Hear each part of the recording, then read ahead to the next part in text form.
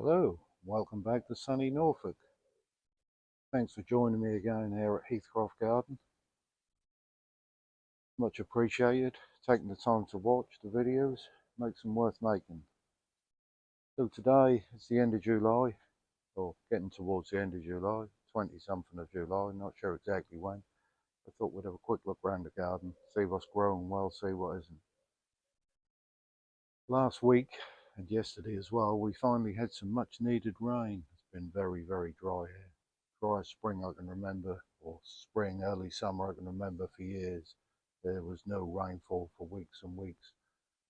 The grass you can see here is now greened up again with all the rain, but it was brown less than a week ago. I haven't had a lot of time for gardening this month. I've been away and doing various other things, but the garden's still ticking over. I've been making sure the plants that need water have enough water for their needs.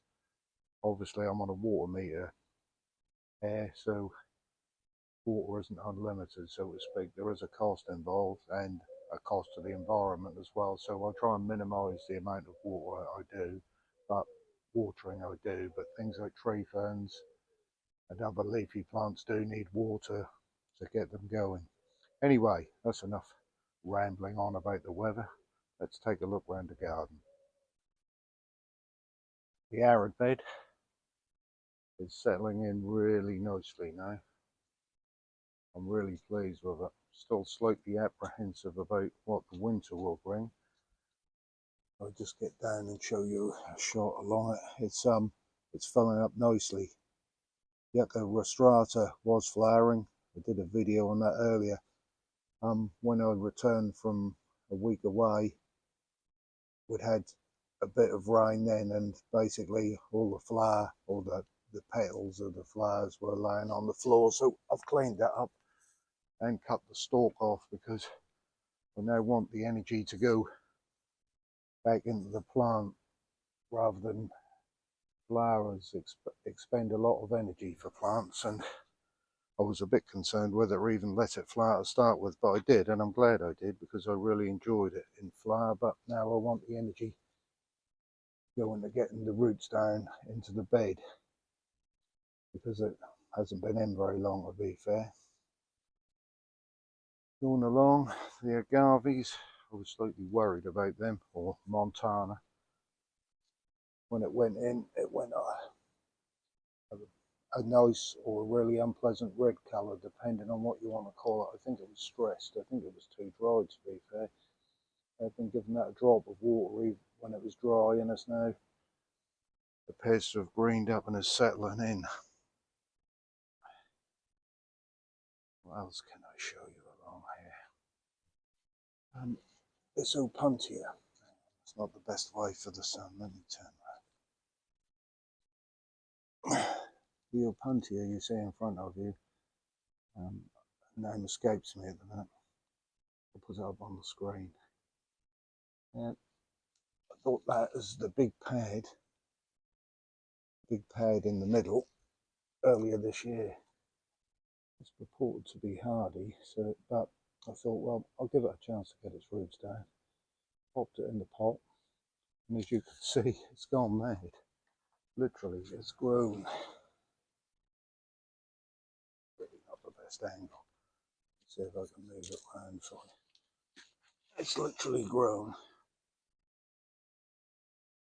All the pads you can see there, then the ones coming off the side this year, which is a really impressive growth rate for a cactus, or I think so anyway. Let's put that back. So if we turn around this way,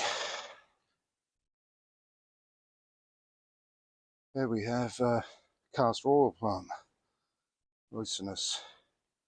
Wonderful, wonderful plant. Look there, stand back a bit. It was in a seed packet at the start of the year.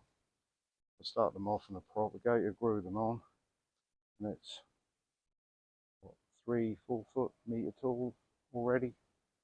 Huge big leaves. I'll just put my hand into scale. You can see there, big leaves. It's the biggest one in the garden so far. I have various other ones planted out, but this one's by far the best. Quite a sheltered corner here, and I think it benefits from heat from the wall.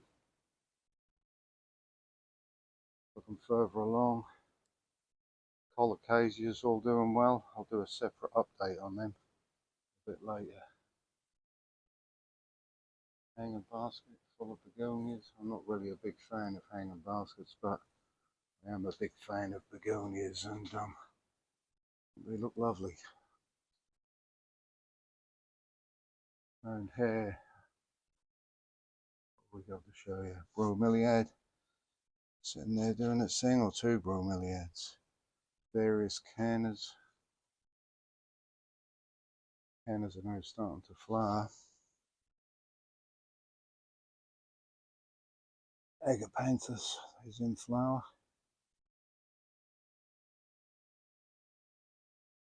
The bananas. The bananas are doing well, but not quite as well as they could have done if we had a bit more rain. It's been dry, very dry. And as you can see, the bananas are in competition with a lot of other shrubs, plants in the area that also suck the moisture up. Bananas like a lot of water, but hopefully now we've had some rain, I've noticed an increase in the growth already, so hopefully they'll push on.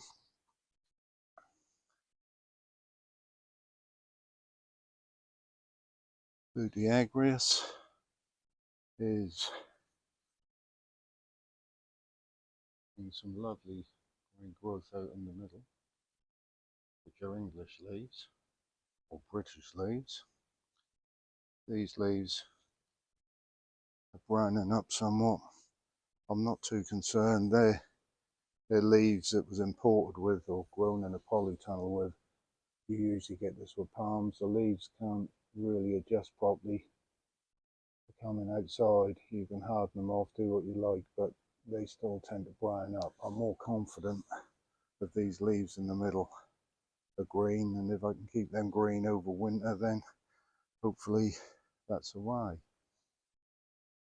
That's here. Canna Panache, one of my favourites. The flowers on that really delicate. I've been a bit battered by the rain yesterday, but they are a lovely flower. Trachycarpus.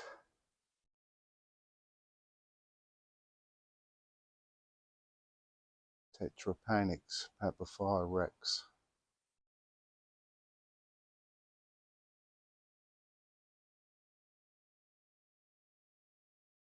How fantastic does that look? It'll get bigger yet.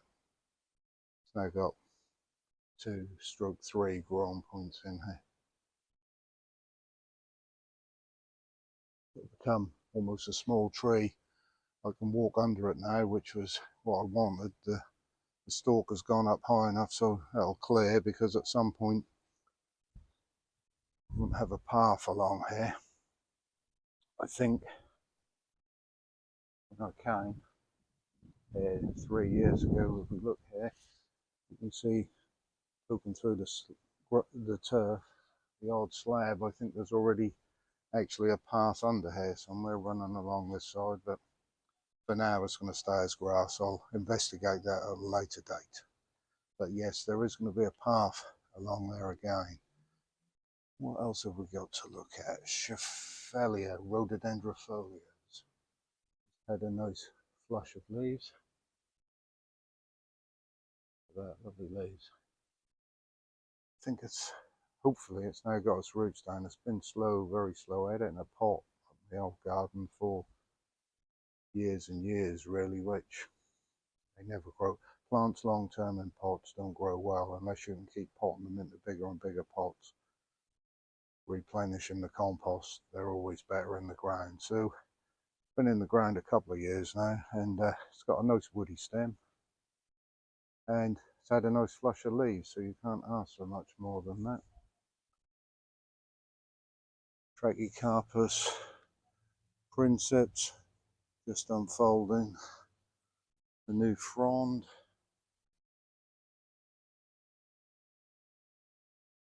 There's a Fatsius spider's web in there. I think slow but steady is the best to say about them. Begonia growing at the back there against the fence. Tree ferns are now got all their new fronds fully flushed out. As I said earlier, that's one of the few things I have been watering. I have been watering the garden, the pots and things, and making sure that the tree ferns have always had enough water, because in their natural environment it's very, very damp, especially when you move into the UK. Shady is better for tree ferns. If you have to plant them in some sun, which my bigger one is, you do need the water just to keep them moist so they're happy.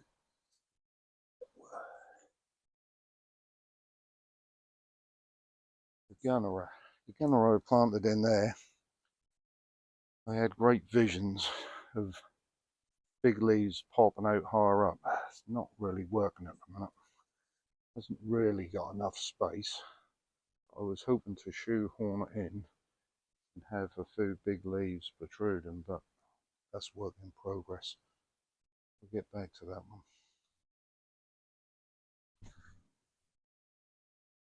A few hydrangeas here scattered around in pots. I inherited them. I've dug them out as I've been changing the garden, but I'm actually developing quite a liking for hydrangeas. I think they fit well into this big scheme of things in the style of this garden, so one or two of them may be going back in at some point. I'm busy. I've hung a few baskets from the boughs of the tree, a few bromeliads and things in, just to add to the atmosphere down here. Hopefully that's going to work. Time will tell. Show you, the camera's picking that up very well, but you'll have to take my word for it. They do look quite nice at the minute. We'll see how they go. Right, let's go down more back to ground level. Lovely plant here. This is an Acubia. Got this recently. Lovely, lovely leathery leaves with a matte type finish to them, and hooked around the edges. What's not to like? It's in a pot at the minute. When I change the beds around here slightly, that's going to have a nice home. Needs shade, quite a lot of shade, so I'll find a shady position for that. Many hot Braminii. What a plant. What a plant. It's overwintered in the cold greenhouse, just frost free, defoliated. Started growing again in the spring. I brought it out. I think I put it in too much sun, to be honest. The leaves soon tells you when it's not happy. The leaves went yellow and the whole plant started to take on a horrible look. So I moved it to here into shade. Look at it now. Every time I look at it, it's grown another inch basically. Lovely, lovely plant. This will go into the greenhouse again in the winter. What I'm trying to do is build up a woody stem. It's started, but needs to be thicker than that. But at some point, that is going to be planted out permanently into the garden. Another hydrangea. I think the white flowers really lift the area here. Tree fern. It's a nice chunky one, that is. That's the newest addition to the garden. If you've watched previous videos, you'll know I was a bit concerned that it hadn't sent any new fronds, leaves out since I had it. In fact, it sat there a whole year with just the fronds that came with them. Missed a year of flushing totally, but look at it now. Lovely big fronds, lovely colour green. Most of the old ones are dying away now, but yeah, wonderful, wonderful. What else have I got to show you down here? There's some look in here. Pseudophanex.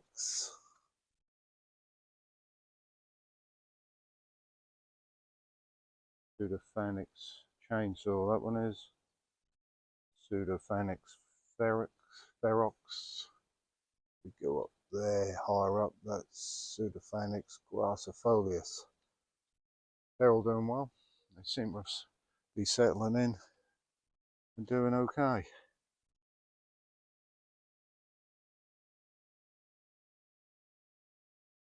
There's another castor oil plant here, ricinus. I'll show you the one up the top there, how big that would become. This one's probably half the size, so I think the warmth from the house or better soil in the bed up there has really helped the one we looked at earlier. Another canna, panache. Really delicate, lovely flowers on that. Spot on canna, I really like those ones. Pond is trickling away.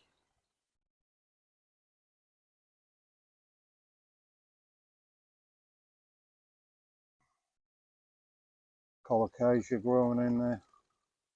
I'm thinking about leaving it in over winter, seeing as it will return. I took it out last winter, popped it in the greenhouse. Not sure I needed to. I think as long as the winter isn't too hard and it doesn't freeze too deep, there's a good chance of that surviving in the pond. But maybe that's, I've got some spares, so maybe that's an experiment for this year. What else? The cycad. Cycad's doing well. If you watch last month's update, you'll see it was starting to flush. It's nearly finished now. Lovely, almost apple green. Are they fronds on a cycad or leaves? Lovely things, quite tactile. I'd like to touch it every time I walk past. Behind it is the big banana. Not quite as big as I was expecting this year, but I think that's due to the dry conditions, to be fair. But it's doing well. Big leaves. Put my hand in, pull back a bit, you'll see that's a big leaf. Under there we've got various colocasias, cannas now starting to flower. Stand back a bit.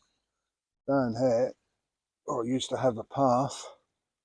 An echium has now decided to grow, but it's doing so well, I'm going to leave it. See if it gets through the winter, because I'll get a wonderful flower spike next year, and without doubt from that one, the size that's at. We look over there, you'll see the one that is presently flowering. So they go from what you just saw covering the plant path to that. The bees have been really busy on that. Sometimes you can walk up the garden and just literally hear the whole plant humming. Stand back this way.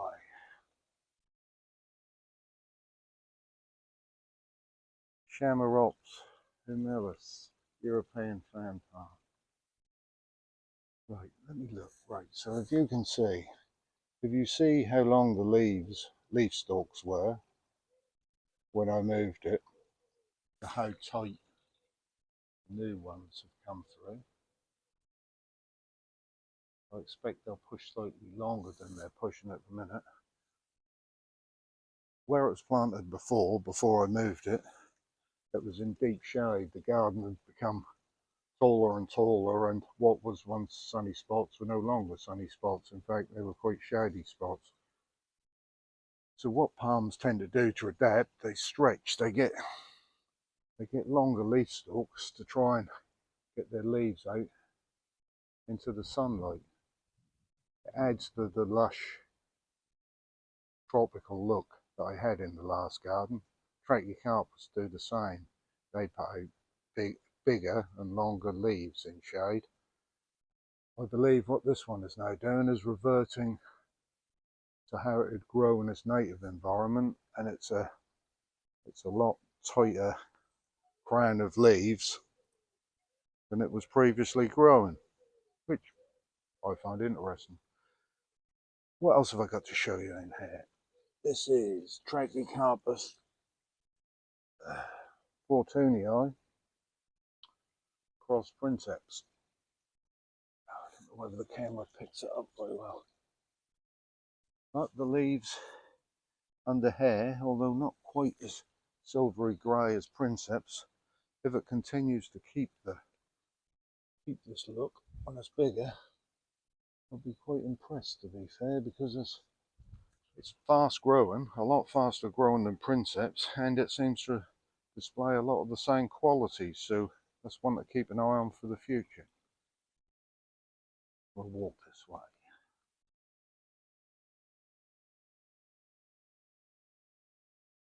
The yucca rostrata, that's still in a pot, that is. B&M bargain earlier in the year, and it's ticking over quite nicely.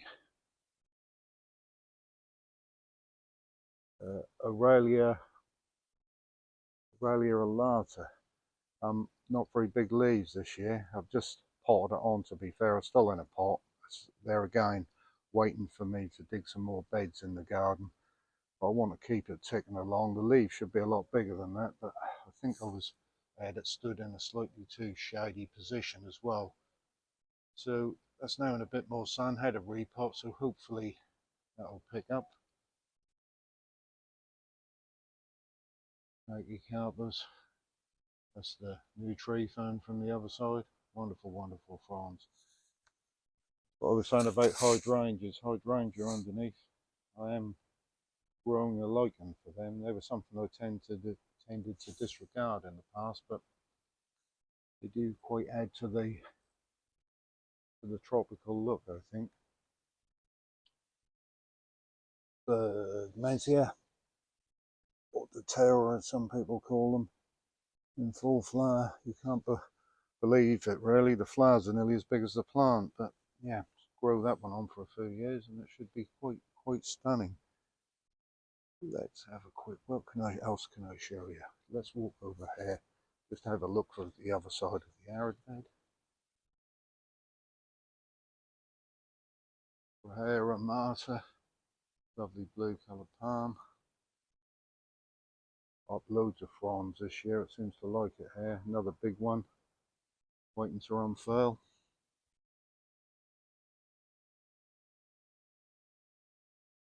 It's a spiral aloe. Well, they don't spiral until they get a bit bigger than that.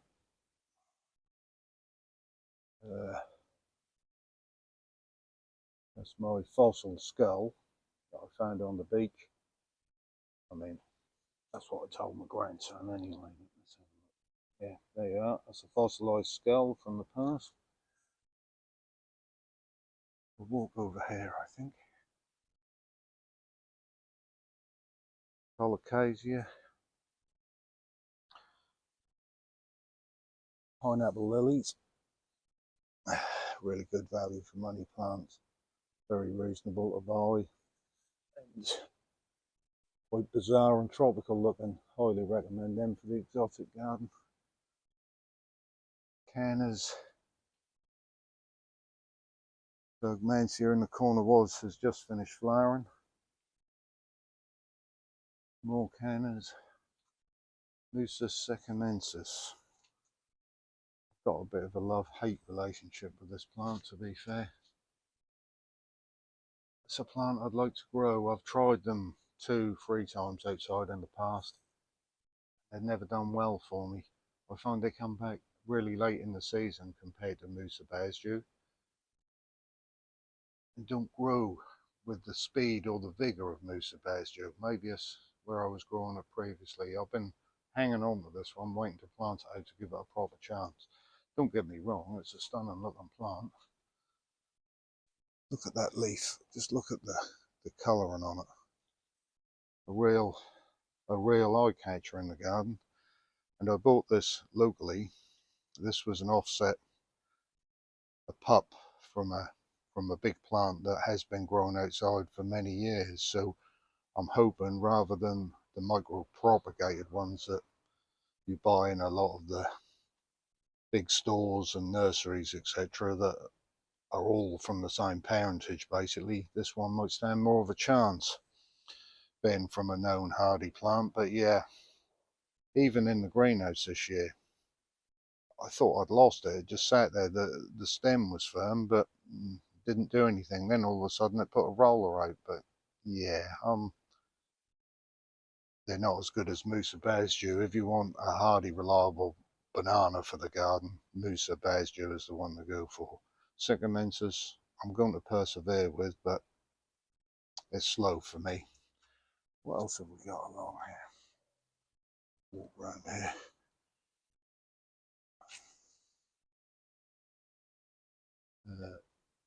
In here, you can see this plant here. Oh, Trachycarpus Kiln Hill, I think. Yeah, Kiln Hill. I've been growing this on for a little while now. Not quite as hardy as Fortunii by all accounts, but I'm hoping for good things for that. I need it bigger than that before I can plant it out, really, so it stands a chance. But yeah, that's slowly ticking along, growing on. Got another Trachycarpus here, waiting for its space in the garden. Wagonarius cross Nanus. Nanus is the smallest of the Trachycarpus. Wagonarius has smaller, stiffer leaves, so it'll be interesting to see what that develops into in the coming years. Another little Trachycarpus here. It's another princeps waiting to go in the garden when it's bigger. Yes, and that's the tour of the garden in July, really. Quite pleased how it's come on. I'm also very pleased that we've had some rain, because I was beginning to seriously wonder what was to become of some of the plants if we didn't get some. But we've had it now. We've had enough to keep everything ticking over nicely for a little while now. So yes, thanks for watching. Thanks for joining me. As I said at the start, it's much appreciated. Just, if you've got any questions, leave a comment. If you like what you've seen, please hit the like button and subscribe if you haven't already done so. And I'll see you soon at Heathcroft Garden. Bye for now.